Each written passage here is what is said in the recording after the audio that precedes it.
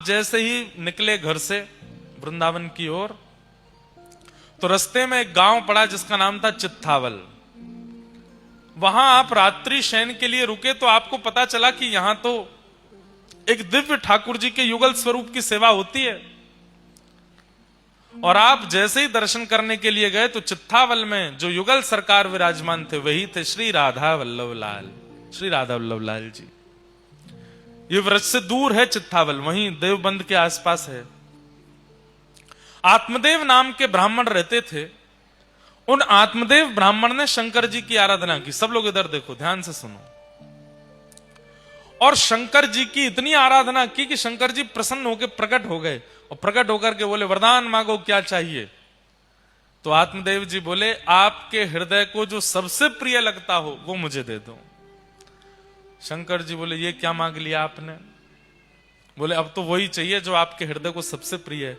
तो महादेव श्वेतद्वीप गए और जिन ठाकुर जी की सेवा स्वयं महादेव अपने हाथ से करते हैं, उन श्री राधा वल्लभ लाल जी को लाकर के आत्मदेव को प्रदान किया। ये राधा वल्लभ जी कौन है? महादेव के ठाकुर जी हैं। इसलिए हम कभी कभी कहते हैं कि महादेव के मंदिर में जाओ, हमारे सोमनाथ महादेव के पास जाओ और जाकर के पहले खूब कह दो ओम नमः शिवाय, खूब कह दो नमः पार्वती पतये हर हर महादेव, खूब जो शिव जी की आराधना करते हो जिस प्रकार से सब कह लो, अपनी पहले पूरे मन की सारी इच्छाएं कर लो।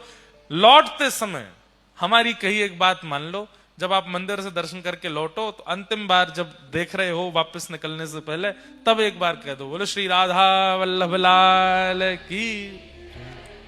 महादेव प्रसन्न हो जाते हैं। क्यों? उनकी सेवा के ठाकुर जी हैं राधा वल्लभ जी। कथा आती है कि एक बार नारद जी और गरुड़ जी दोनों को अपने ऊपर अभिमान हो गया कि हमसे बड़ा कोई भक्त नहीं है। तो ठाकुर जी ने आज्ञा की कि चलिए एक काम कीजिए। बोले, क्या? श्वेत द्वीप घूम के आओ। 7 द्वीप है ना, हम लोग जिस द्वीप में रहते हैं उसको जम्बू द्वीप कहते हैं, ऐसे एक श्वेत द्वीप है। श्वेत द्वीप जाओ और वहां के भक्तों का दर्शन करके आओ। तो श्वेत द्वीप जब नारद जी और गरुड़ जी पहुंचे तो वहां इन्होंने क्या देखा? राधा वल्लभ लाल जी मंदिर में विराजमान हैं। देवादिदेव महादेव सुंदर आरती उतार रहे हैं, घंटे घड़ियाल बजा रहे हैं। कार्तिकेय जी और श्री गणपति जी सुंदर भोग सामग्री उठा उठा करके ला रहे हैं, राधा वल्लभ जी के सन्मुख पधरा रहे हैं। पार्वती जी सुंदर सामग्री सिद्ध कर रही हैं और लाखों की तादाद में वैष्णव खड़े होकर के राधा वल्लभ जी का दर्शन कर रहे हैं। महादेव मुख्य पुजारी बन करके राधा वल्लभ जी की सेवा कर रहे हैं। श्वेत द्वीप में दूर खड़े होकर के नारद जी और गरुड़ जी इसका दर्शन कर रहे थे। जैसे ही आरती पूरी हुई, आरती के बाद कपाट बंद हुए। कपाट बंद होते ही जितने दर्शनार्थी थे सब मूर्छित होकर गिर पड़े। केवल 2 खड़े रह गए। कौन? नारद जी और गरुड़ जी। अब ये दोनों एक दूसरे को चेहरा देखें, ये क्या हुआ? ये सब एक साथ मूर्छित हो गए। सबके पास जाकर के श्वास देखी, नब्ज देखी तो सबके प्राण जा चुके हैं। तो घबरा गए नारद जी। बोले, ये क्या हो गया? थोड़ी देर में शंकर जी फिर आए और फिर से जैसे ही कपाट खोले, कपाट खुलते ही सब पुनः जीवित होकर खड़े हो गए। नारद जी ने जाके शंकर जी को प्रणाम करके कहा, भगवान ये कैसी लीला? बोले, भैया किसी के प्राण अन्न में बसते हैं, किसी के धन में बसते हैं, किसी की वायु में बसते हैं, किसी के जल में बसते हैं। श्वेत द्वीप के दर्शनार्थियों के प्राण राधा वल्लभ जी में बसते हैं। जब राधा वल्लभ जी सामने होते हैं तो ये जीवित रहते हैं, और जैसे ही राधा वल्लभ जी के दर्शन अनवसर होते हैं इनके प्राण निकल जाते हैं। तब नारद जी का अभिमान भंग हुआ कि मैं भक्त हूं। भैया ठाकुर जी को देखे बगैर मैं तो खूब जीवित रह लेता हूं, मैं कैसा भक्त? भक्त तो ये हैं जो ठाकुर जी को देखे बिना एक क्षण रह ही नहीं पाते, जीवित ही नहीं रहते। वो महादेव के सेवा के ठाकुर जी राधा वल्लभ जी।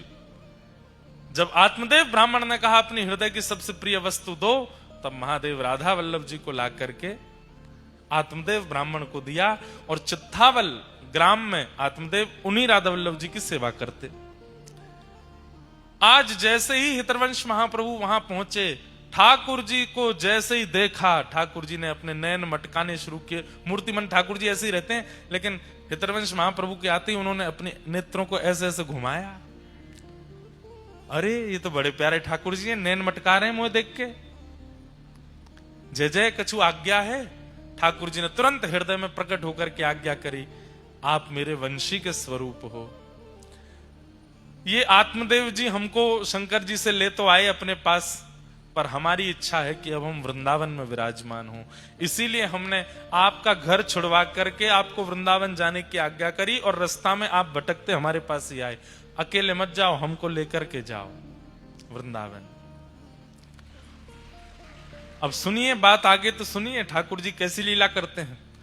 तो हितरवंश महाप्रभु बोले चलेंगे आप वृंदावन? बोले हाँ हम तो तैयार बैठे हैं। बोले ये हमारे सेवक हैं पास में, अभी आएंगे बाहर निकल के, आत्मदेव, इनसे हमको मांग लेना। और सुनो एक काम और करना है। बोले क्या? इनकी 2 बेटियां, उन दोनों से ब्याह और कर लेना। बोले कि मैं तो विवाहित हूं और अपनी पत्नी आदि सबको छोड़ छाड़ के आया हूं। ठाकुर जी बोले हमारी आज्ञा है, माननी तो पड़ेगी। वृंदावन में तुम हमको विराजमान कर दो कि ब्रह्मा सेवा कौन विस्तार करेगा? और ये आत्मदेव जी ऐसे नहीं देंगे हमको, इनकी पुत्रियों से विवाह करना पड़ेगा।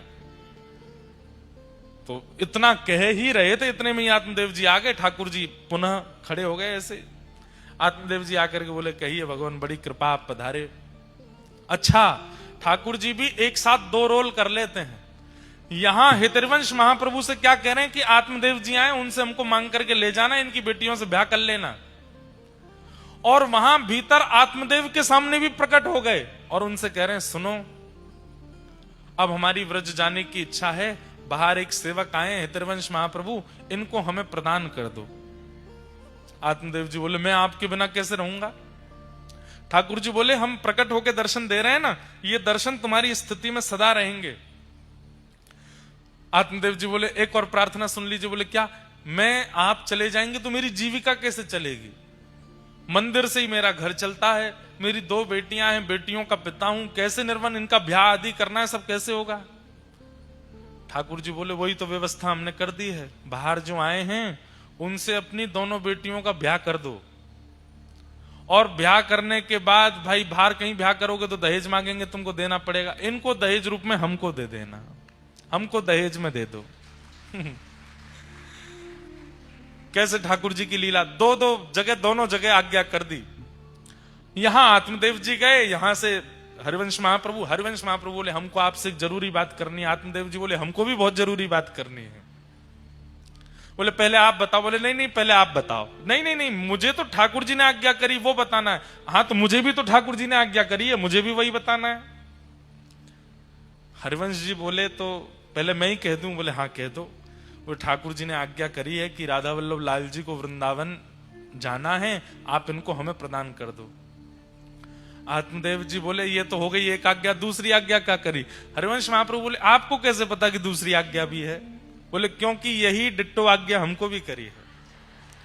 तो बोले अच्छा तो दूसरी आज्ञा आप बता दो। बोले दूसरी आज्ञा ये करी है ना कि हमारी बेटियों से ब्याह कर लो। हाँ यही बोले हैं। और बोले फिर ये भी बोले हैं कि दहेज में हमको दे दो। कैसे ठाकुर जी हैं, अद्भुत लीला करते। महाप्रभु जी ने दोनों कन्याओं से विवाह कर लिया। उनके नाम कृष्णदासी और मनोहारी दासी, उन दोनों से विवाह किया और दहेज में मिले श्री राधा वल्लभ लाल जी।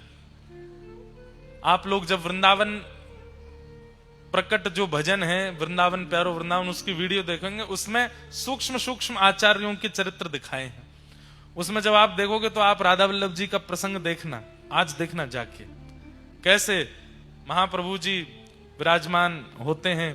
अभी जब बधाई पद गावे उस समय अगर कैमरा वाले भैया दिखा देंगे, उसमें जब पद गवे तब वृंदावन प्रकट पद में से वीडियो निकाल के राधा वल्लभ जी के प्राकट्य की, बहुत सुंदर वीडियो है।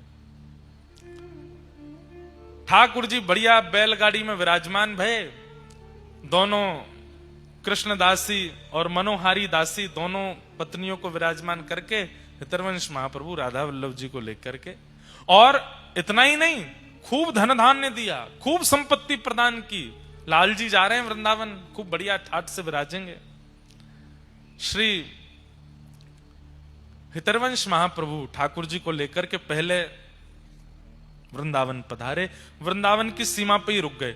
वृंदावन बंधुओं उस काल में जब राधा वल्लभ लाल जी विराजे थे, उस काल में भय का केंद्र था। क्या था? दिल्ली से आगरा जाने वाले लोग वृंदावन से सोचते थे दिन ही दिन में निकल लो, शाम नहीं होनी चाहिए। क्यों? बड़े बड़े चोर डकैत आदि आदि सब रहते थे वृंदावन। और एक और बात, आगरा से दिल्ली और दिल्ली से भी आगे तक बड़े बड़े जहाज यमुना जी में चलते थे। खूब विशाल स्वरूप था यमुना जी का। तो खूब बड़े बड़े व्यापारियों का व्यापार जहाज के द्वारा, आपके गुजरात में है ना, मुंद्रा पोर्ट है और भी हैं। उस समय पर वृंदावन भी एक पोर्ट था। तो बहुत बड़ी यमुना जी थी, तो जहाज जाते थे बड़े बड़े। और वृंदावन में जो जहाज तनिक रुक जाता था उसको लूट लिया जाता था। ऐसी स्थिति थी वृंदावन की जब राधा वल्लभ जी पधारे। उस काल में श्री हितरवंश महाप्रभु पधारे और आपने आकर के मन में विचार किया कि अब ठाकुर जी को कहां विराजमान करें। तब आप पूरे वृंदावन में घूमे और सब जगह ढूंढते ढूंढते ढूंढते तभी पहुंचे ऊंची ठौर। एक ऊंचा सा टीला था और यहां के जो वृक्ष वल्लरियां थी वो सामान्य नहीं थी। कैसी थी? वो स्थिर नहीं रहती। जैसे वृक्ष क्या स्थिर रहता है, आपको हटाना पड़ता है, लेकिन जैसे ही आप आगे चलो वृक्ष अपने आप हट रहे हैं, अपने आप रास्ता दे रहे हैं, अपने आप छाया बना रहे हैं। ऐसे मूवेबल वृक्ष थे ऊंची ठौर के। जब हितरवंश महाप्रभु ने उन वृक्षों के कुंजों को देखा, बोले ये बढ़िया जगह, उसी का नाम रखा मदन टेर। और श्री राधा वल्लभ लाल जी को लेकर के श्री हितरवंश महाप्रभु जी ने आज ही के दिन वहां विराजमान किया। बोलो राधा वल्लभ लाल की। एफ ले लो। और जब प्रथम बार श्री हितरवंश महाप्रभु का चरित्र कहा था, तब ठाकुर जी श्री राधा वल्लभ लाल जी के विराजमान के लिए ये एक बधाई प्रकट करके गाई थी। वही बधाई आज गा देते हैं। आप सब लोग भी खूब भाव से राधा वल्लभ लाल जी को प्रणाम करना। हो आयो राधा वल्लभ लाल, आयो राधा वल्लभ लाल, आयो राधा वल्लभ लाल, आयो राधा वल्लभ लाल, हे आयो राधा वल्लभ लाल, आयो राधा वल्लभ लाल। बधाई बाज रही, बधाई बाज रही, बधाई बाज रहे, बधाई बाज रही। हो आयो राधा वल्लभ लाल, हो आयो राधा वल्लभ लाल, आयो राधा वल्लभ लाल, आयो राधा वल्लभ लाल। हे बधाई बाज रहे, बधाई बाज रही, हाँ बधाई बाज रहे, बधाई बाज रही। ओ श्री जी ने इन वचन सुनायो, श्री जी ने इन वचन सुनायो, श्री जी ने इन वचन सुनायो, श्री जी ने इन वचन सुनायो। हे श्री हरिवंश जी लेकर आयो, श्री हरिवंश जी लेकर आयो, हे श्री हरिवंश जी लेकर आयो, श्री हरिवंश जी लेकर आयो। छवि आनंद रूप रसाल, छवि आनंद रूप रसाल, छवि आनंद रूप रसाल, छवि आनंद रूप रसाल। हे बधाई बाज रहे, बधाई बाज रही, हाँ बधाई बाज रहे, बधाई बाज। आइए ओ आयो राधा वल्लभ लाल, आयो राधा वल्लभ लाल, हे आयो राधा वल्लभ लाल, आयो राधा वल्लभ लाल। हे बधाई बाज रहे, बधाई बाज बधाई बाज रहे, बधाई बाज रहे। श्री राधा वल्लभ लाल।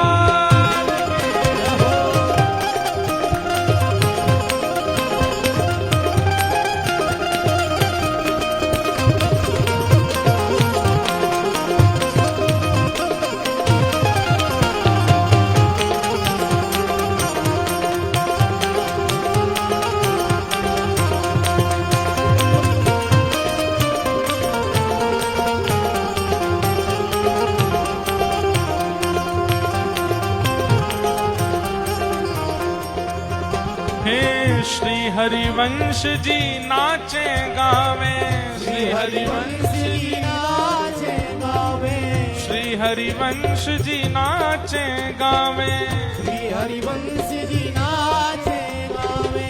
भर भर के बधाई लुटावे, भर भर के बधाई लुटावे, भर भर के बधाई लुटावे। भर भर के बधाई लुटावे। आज मेरे मन में सुबह ही पतो चली मुकू, अगर कल भी दिमाग में आगे हो तो कि आज राधा वल्लभ जी को प्राकट्य दिवस है, तो हम आज खूब सुंदर बधाई उत्सव करते।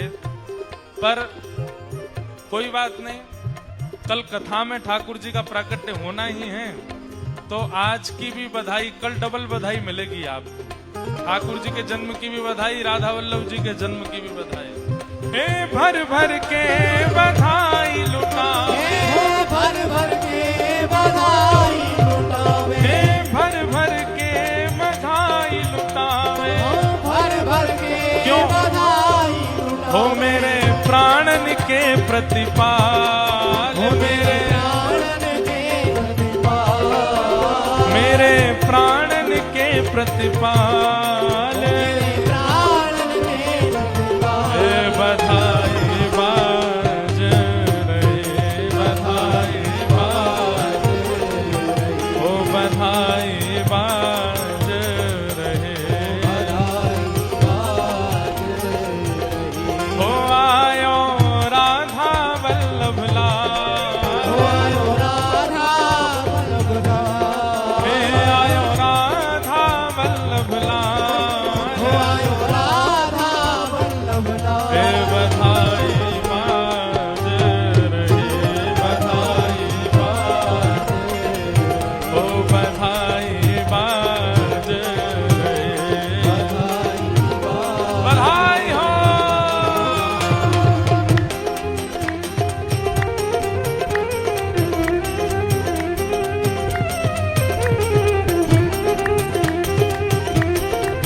श्री राधा वल्लभ लाल की।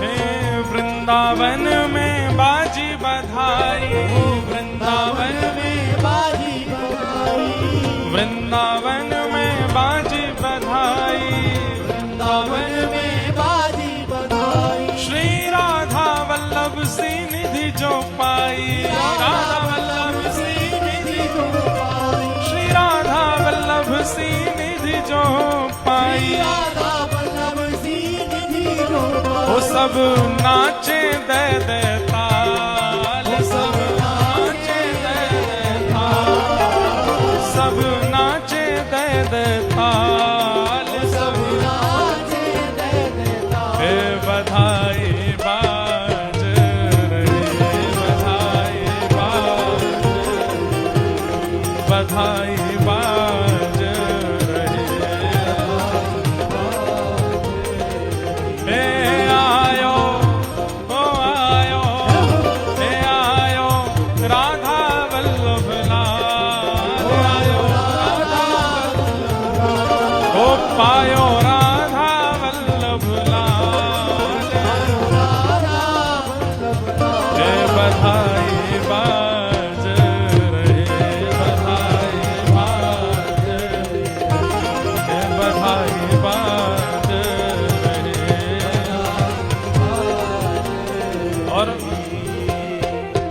सात बेर भोग पांच बेर आरती, सात बेर भोग पांच बेर आरती, सात बेर भोग पांच बेर आरती, सात बेर भोग पांच बेर आरती, हित सजनी ऐसी सेवा समारती, हित सजनी ऐसी सेवा समारती, हित सजनी ऐसी सेवा समारती, हित सजनी ऐसी सेवा समारती, हो ये तो लाड प्यार प्रतिपाल, ये तो लाड प्यार प्रतिपाल, हो ये तो लाड प्यार प्रतिकाल, लाड प्यार प्रतिपाल, हाँ बधाई बाज रहे, बधाई बाज हो आयो, हे आयो, हो आयो राधा वल्लभ लाल, हे पायो राधा वल्लभ लाल, हे बधाई बाज रहे, बधाई बाज रहे। और अब लाल जी, राधा वल्लभ लाल जी जब विराजमान हुए वृंदावन में, तो ब्रजवासी सब गए बधाई मांगवे के काजे, और सब ब्रजवासी श्री हितवंश महाप्रभु से क्या बधाई मांग रहे हैं, ध्यान से सुनो। हाँ सब सखी मिल बलिहारी जाऊं, सब सखी मिल बलिहारी जाऊं, सब सखी मिल बलिहारी जाऊं, सब सखी मिल बलिहारी जाऊं, हे चरण कमल की सेवा पाऊं, चरण कमल की सेवा पाऊं, हाँ चरण कमल की सेवा पाऊं। चरण कमल की और सेवा पाऊं, सब ब्रजवासी हितवंश महाप्रभु से कह रहे हैं क्या, ओ हमें रखियो सेवादार, हमें रखियो सेवादार, हमें रखियो सेवादार, हमें रखियो सेवादार, हे बधाई बाज रहे, बधाई बाज, हाँ बधाई बाज रहे, बधाई आओ, हाँ आयो, हो आयो, हो आयो राधा वल्लभ लाल, हो आयो राधा वल्लभ लाल, हो आयो राधा वल्लभ लाल, आयो राधा वल्लभ लाल, हे बधाई बाज रहे, बधाई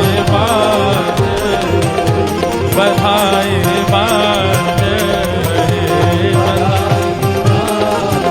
जय जय राधा वल्लभ श्री हरिवंश, राधा वल्लभ श्री हरिवंश, जय जय राधा वल्लभ श्री हरिवंश, राधा वल्लभ श्री हरिवंश, ओ जय जय राधा वल्लभ लाल, जय जय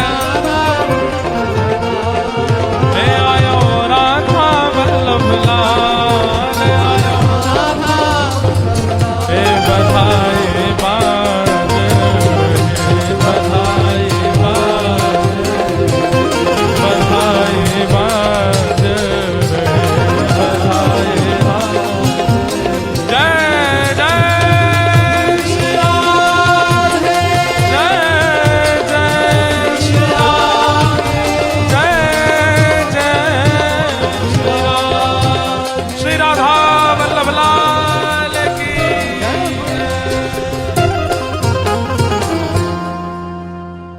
ऐसे हमारे वृंदावन में प्यारे श्री राधा वल्लभ लाल जी विराजमान हुए। आज के उनके पाटोत्सव की पुनः पुनः आप सबको बधाई हो, बधाई बधाई हो, बधाई बधाई हो, बधाई। खूब खूब सबको बधाई। ऐसे प्यारे लाल जी को हम प्रणाम करते हैं। अद्भुत हैं राधा वल्लभ लाल जी, नित्य ब्याहुला होते हैं लाल जी के, नित्य ब्याह करते हैं ठाकुर जी। ऐसे सुंदर सेवा को हम प्रणाम करते हैं। आज के कथाक्रम प्रसंग में प्रवेश करते हैं। कल भागवत जी का मंगलाचरण हम लोग श्रवण कर रहे थे। अब आगे के क्रमों में प्रवेश करते हैं। 88,000 सौनकादि ऋषियों ने कुछ प्रश्न किए। इन्हीं प्रश्नों का उत्तर श्री सूत जी महाराज देते हैं और इन्हीं उत्तरों में अब कथा सुनाते हैं। प्रसंग सुनाते हुए भागवत जी की रचना क्यों हुई, कैसे हुई, यह प्रसंग प्रारंभ हुआ। और श्री सूत जी महाराज श्रवण कराते हुए कहते हैं कि भैया, इदं भागवतं नाम पुराणं ब्रह्म संहितम् उत्तम श्लोक चरितम् चकार भगवान ऋषि।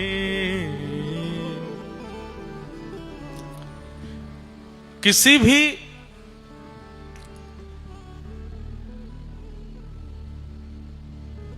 देव दुर्लभ वस्तु का प्रादुर्भाव सामान्यतया नहीं होता, उसकी पृष्ठभूमि अद्भुत रही होती है।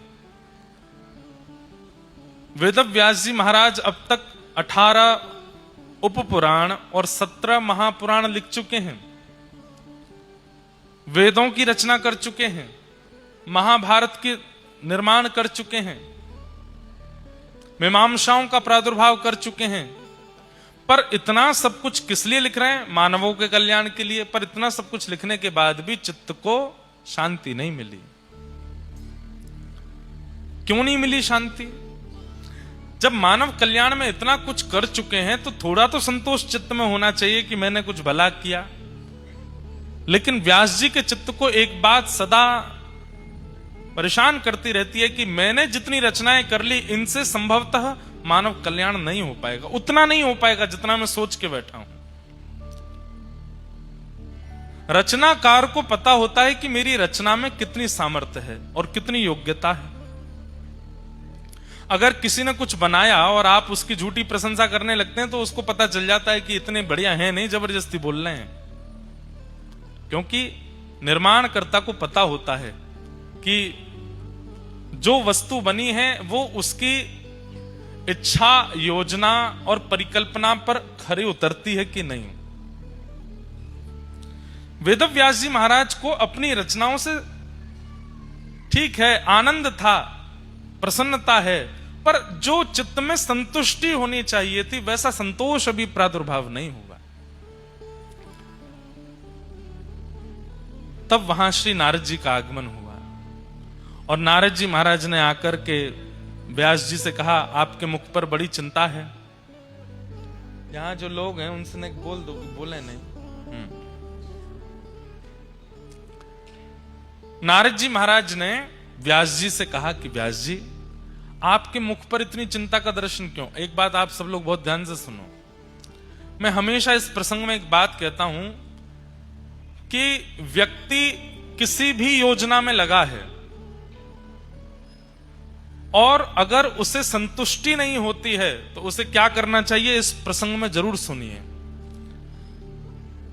आप करोड़ों रुपया कमाते हैं, आप खूब मेहनत करते हैं, दिन से रात तक लगे रहते हैं, लेकिन सब कुछ प्राप्त हो जाने के बाद भी घर है, बंगला है, बच्चे हैं, गाड़ी है, सब कुछ है, पर संतुष्टि नहीं है चित्त में।